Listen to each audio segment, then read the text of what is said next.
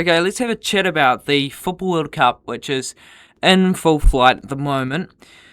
And we have so many games going on. Started on Friday, if I'm not wrong. And yeah, it was an exciting kickoff. An opening ceremony and a lot has gone on since then. A lot of games and a lot of watching for me. So let's have a look at some of the matches that have been and review a few of them, because there have been some big news throughout. Alright, let's have a chat about... So first of all, we had Mexico versus South Africa. Now this one was quite an interesting match because Mexico and South Africa overall got 3 red cards in the match. I think that's more or at the same amount as the whole of the World Cups in 2018 and 2022. So there was there was a lot of messy behaviour going on there, and a few of them were possibly quite possibly on the other side, maybe not red cards, but there was some poor decision making from both sides, and we thought it'd carry on. Some people were saying, oh, this is going to be a World Cup full of red cards, but no red cards since, so it's obviously just an outlier match that kicked us off. The opening ceremony was quite an interesting ceremony with, I watched a bit of it and wasn't hugely intrigued, but it's just the same as most opening ceremonies, but wasn't spectacular. Mexico, of course, hosting that first opening ceremony, and then Mexico versus South Africa took place after that, and Mexico won 2-0. I thought it was quite a scrappy sort of game. No one really took it by the scruff of the neck. South Africa were just poor. They're not the South Africa we've seen in other World Cups with their counter-attacking team they are. They weren't able to link those passes. There were a few just poor balls that they could have really took it to Mexico if they had their execution in Mexico's half, but Mexico really were too good when they... I thought Alvarado was actually great at right midfield. He was quite everywhere, and they did play well. Raul Jimenez, of course, scoring his goal, which puts him in the all-time list for Mexico in goals, and they didn't make me... As all World Cups at the start, they struggled to get into the match, and often, like we've seen quite a few of these matches, the teams haven't warmed into the game for quite a while. Like we saw this morning, Netherlands vs Japan, really boring first half, and then it just turns on when there's something on the line, when there's that want for the win, because they both went for it at the end, but Mexico, took it out 2-0. The red card at the end, there was obviously the red cards, 2 red cards to South Africa. The slap was, some people were saying that it wasn't a red card, but there was an angle there that showed it. It didn't look good, and sometimes that's what the VAR, like slow-mos, show. They often always look worse, but I don't know if it was intentional. I haven't really looked into that much, but it's a red card. He slapped him in the face. I don't think you can complain too much about that. And then Montez's red card for Mexico. Yeah, that was poor. He's the 90th minute, and you're 2-0 up, and he decides he's gonna knock in a goal scoring opportunity for South Africa, knock one of their South Africans over, and take the red card, and that's put him out possibly for the rest of the World Cup, unless they make it through, which they should after that game. So hopefully that's not the end of his World Cup, but it was a poor decision. Why would you get a red card that late in the game when you've got the 2-0 deficit for them? But overall, Mexico took it out there. Korea versus Czech Republic. I thought the first half was really slow as well. No one really took it by the scruff of the neck, but Korea, of course, won the game. They looked really good in that second half. But Czech Republic was such big players. They're so good off those set pieces. That's where they got their first goal with Krejci. And Mboum looked really good. Hwang Mboum, just playing those 1v1s. He's quite a phenomenal player. Mboum, he really stood out for me during that game. And Son didn't really get much of a chance, but during the game didn't really stand out for me. Yeah, so that's pretty much my rundown for Korea versus Czech Republic. Obviously, Korea won 2-1, sorry. And I was feeling after those first two games, this is pretty mid-start. Then we got to Canada versus Bosnia. Now, that was a close game. Again, wasn't hugely entertaining. Bosnia, just like Czech Republic, good off those set pieces. And that's where they got their big opportunity through Lukic. But Canada, they looked like they dominated, and they really should have gone ahead early on. But it was an even game, really. 1-1 Canada-Bosnia. You can't really complain about that. But it really turned on this World Cup when we moved to USA versus Paraguay. Now, USA were just phenomenal in that first half. I really liked how they moved the ball, and Pochettino has got them playing some really exciting football. I saw them, McKennie was so important for USA, running that attacking midfield. He was just allowed that fluidity, running around the final third for USA, and just produced so many great opportunities through his movement, taking players with him. And they created overloads on that left-hand side. Anthony Robinson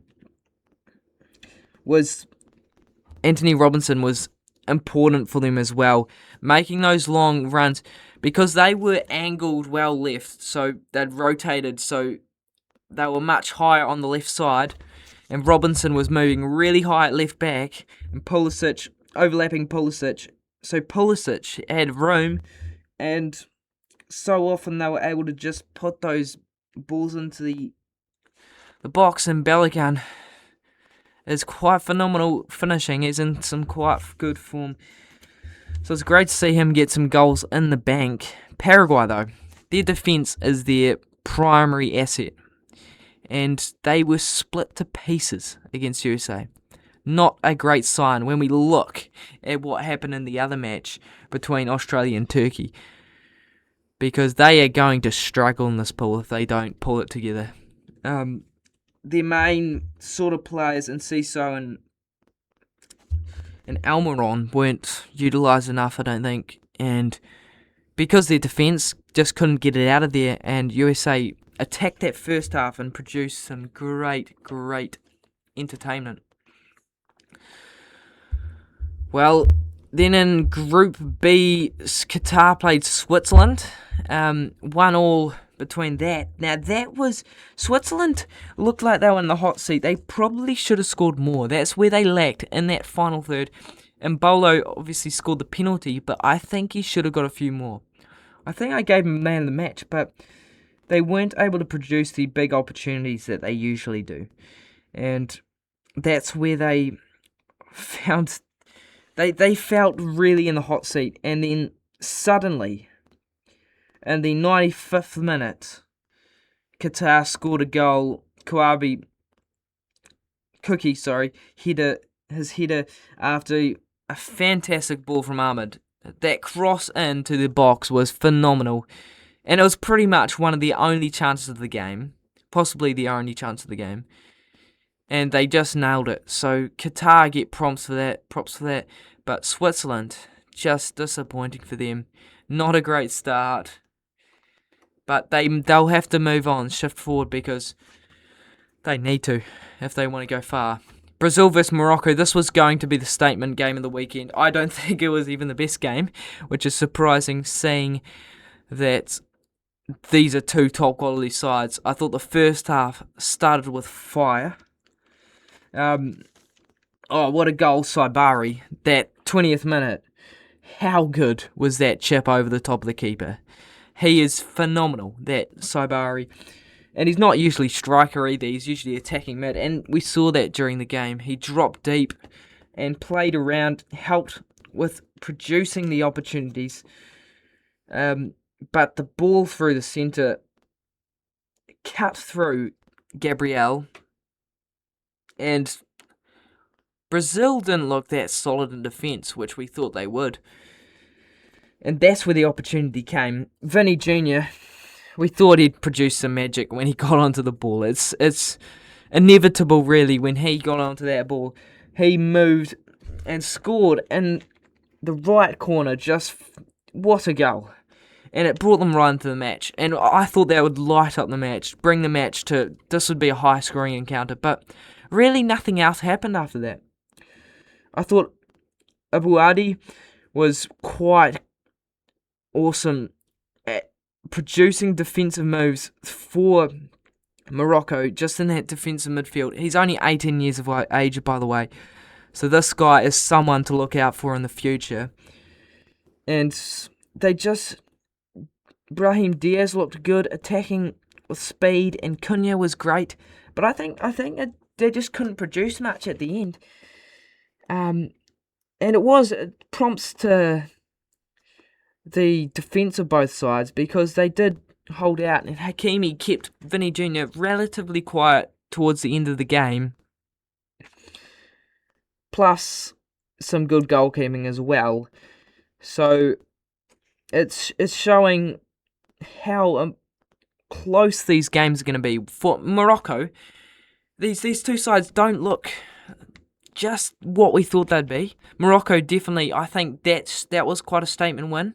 They're coming back up to, well, they never really left the level, but they're looking good, because they're not... Brazil are a really good side, but I don't think they stood out today. Oh no, yesterday. Sorry. So it'll be interesting to see how they work this out. Brazil, Cunha might be starting instead of Thiago, because Cunha was just great off the bench, I think. Haiti vs Scotland was after that. Scotland won 1-0. Haiti never really looked to threaten too much. Scotland were just... I'm just really liking the Scottish side. Gannon Doak was quite the man to play down that right side. He was pushing real high, and I thought his dribbling was really made some great opportunities for Scotland, including that first goal. But John McGinn, of course, yeah, it wasn't all him, that goal. He pretty much scuffed it, and it rebounded off one of the Haiti players. But he does show up in these big matches, John McGinn. And I think he's going to be key for Scotland if they want to qualify. And I think they could possibly be qualified already. 3 points could nearly do it for the third place side. Because 8 out of the 12 pool groups have their third place side go through. So really good for Scotland there, that win. And they only needed the one goal there. Now, my game of the weekend, Australia versus Turkey. Australia stood up. And now, people were saying, this is one of the greatest upsets over Turkey. This is a great upset for Australia. But it's not really an upset. I don't see it as an upset hugely. I think they were definitely the underdogs. But Australia, why are they always coming to World Cups so underrated? Everyone puts them, they're going to go fourth, knocked out, third. Did you see what they did in the World Cup in 2022? And this side coming through, this is a young, exciting side for Australia. And one man I thought was just incredible, Iran Kunda, off the left midfield, scoring that goal. His pace was just obliterating. And that's where they got their attacks. They sit back, they defended really well, and then they launched into a counter-attack so well. And his speed is so important for that. Oh, another big point was, what a goal for Metcalf. Man, that was a good goal. Puts it into the bottom right corner, outside of the box. These guys are going to produce some magic this World Cup. I'm telling you that now. And I cannot wait to see what they can produce from here on, because Australia and Turkey are two massive sides this World Cup. I think Turkey can go far as well. They've got a good side, but they couldn't finish those big chances. They don't have that big striker. Aktürkoğlu is usually a winger, and he's playing striker for them, or false nine. And that's where they really found pressure putting it in the back of the net. They need to work on that moving forward, Turkey, because otherwise they're going to struggle against USA if they don't. And the only person that really stood out for me was, of course, Arda Güler, because every time he gets the ball, I am worried. If you're an Australian fan, you're worried, because this guy, just every time he touched the ball, there was something magical about him. Man, he just something else, this young Real Madrid midfielder, Arda Güler. And Beach for Australia was also standout. What a performance. Kept a clean sheet against Turkey and really was so big for this Australian side. And when he was on instead of Ryan, there were questions about that, but he stood up. Moving on. So this morning, well, I was worried for Germany. No, I wasn't worried for Germany. I was looking forward to this when it was 1-1, because Curacao were just looking really good. Germany were quiet at the start, I thought. And then suddenly Germany just flicked a switch and bang, they were away. Undav was just phenomenal. 1 goal and 2 assists coming off the bench. This guy has to be on the starting side. Second striker, I'd say, with Kai Havertz starting. Who goes off for him, though? Because Jamal Musiala, he surely has to be in the field starting. Jamal Musiala on the bench would be quite a statement. But Curacao, they started so well, and I think they were there for the right. They just needed that 1 goal, their fans, who came, 5,000 out of the 150,000 they have in their country. That is quite a turnout. So, oh, wow. What a match for Curacao being in the World Cup, but great. I think Germany needed this warming into the match, so then they could just hit some goals into the net, because that's what they needed to get going. And I think they could go far in this World Cup if they can sort out that starting performance. Then, of course, Netherlands played Japan just before. 2-2 draw between Netherlands and Japan. But I thought it was slow start, and then suddenly, bang, flicks the switch. Netherlands score. Van Dijk, what a header. This guy, what a player. Virgil van Dijk, still old, but he's experienced, still incredible player. How many times did he hit it out and produce a intercept at the back? This defence for Netherlands is quite just such a high level, higher than any other team, for sure. Yet they conceded 2 goals, and both were from deflections for Japan. And I think that last goal, they really, I don't know if the decision from the coach for Netherlands was wrong, because bringing in extra defenders and then suddenly conceding, so they're only 1 goal ahead. I think they needed another goal before they could put on that extra defender, Nathan Ake, because once they conceded, no, don't think they had many options up front to score again. They took some off. He was quite just great player off the right wing, cutting in. That goal was just top level, top class, and he's a man for the future for the Netherlands. He's definitely a starter for future, and Kubo was lit up the stage as well. Kubo, what a player to have on the right wing, and then suddenly they bring on Ito, who is just high quality as well, down that right. Both were so important for bringing those 2 goals for Japan and keeping it to 1 point, getting their 1 point from the game. So how big was that for them? 89th minute equaliser from Kamada, who didn't even know it came off him, off the corner, or the cross. Off the corner. And that really... It's these little goals can change how tournaments flow, because Netherlands looked in the hot seat. They felt good about themselves, and suddenly Japan, out of nowhere, scored that equaliser. So, what a big finish for Japan.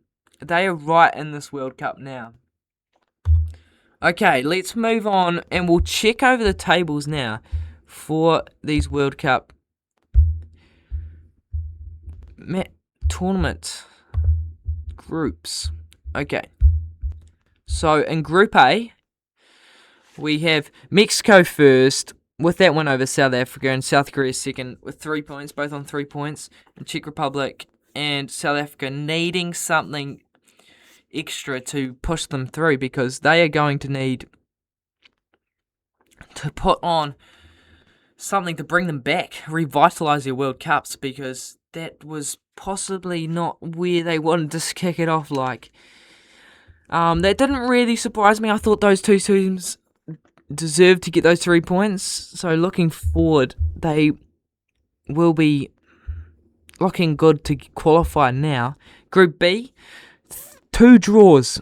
So everyone is on 1 point. Switzerland, Canada, Qatar and Bosnia. Now this could be an interesting pool, because Switzerland, I thought, would just blow them out of the water, but now that I see it, Canada, Qatar and Bosnia are right on their tail, right beside them right now, and anyone can win it. Since Qatar drew against Switzerland, that just shows me anyone can get through. So this could be the lottery pool. Anyone really could get through here. Group C, Scotland, Morocco, Brazil, Haiti. Scotland with the 3 points, so that's really big for the World Cup. And Morocco and Brazil, I think they need to beat Haiti to get through, but that draw was they would have wanted to win that match, especially Brazil, who are a decently strong side and won't want to be getting those 3rd or 2nd spots. So there'll be a big fight for those spots there, and it could end up 4-4-4. So that would really mix up the pool there, and it could come to goal difference around in that pool. Group D, USA and Australia, they stood out in this pool, and they are facing each other not too long. We're going to do a preview of that, of course. So that will be a great match. USA versus Australia. Turkey and Paraguay. Now they need to fix their World Cup. And it could be interesting for those two sides, because anything can happen in World Cups. And this is possibly my favourite pool because of the closeness between especially these 3 sides, and then Paraguay not too far behind, I would say. Group E, Germany beating Curacao, and Ecuador facing Ivory Coast very soon. You will have possibly ended by the time you've seen this. So I think this is a really close pool as well, and these two could be aiming for Germany to beat Germany, because they are some high quality sides and can cause upsets during this World Cup. And then, of course, Japan drew to Netherlands, and Sweden playing Tunisia later. So this is going to be interesting to see how this moving forward, this Football World Cup works out. Some big games coming up are obviously Ivory Coast, Ecuador. That will be really close. Iran versus New Zealand. That will be a match because New Zealand, of course, my team. Can't wait to see how they get on. France versus Senegal. That could go interestingly. England versus Croatia. Possibly my pick of the match for this whole group stage. So tune into that. And a whole lot more. So I will bring you some more news on the Football World Cup later, and I have some previews at the end of the pod I have posted right now, and so listen on to them. The previews are England versus Croatia and USA versus Australia, so listen into them for more.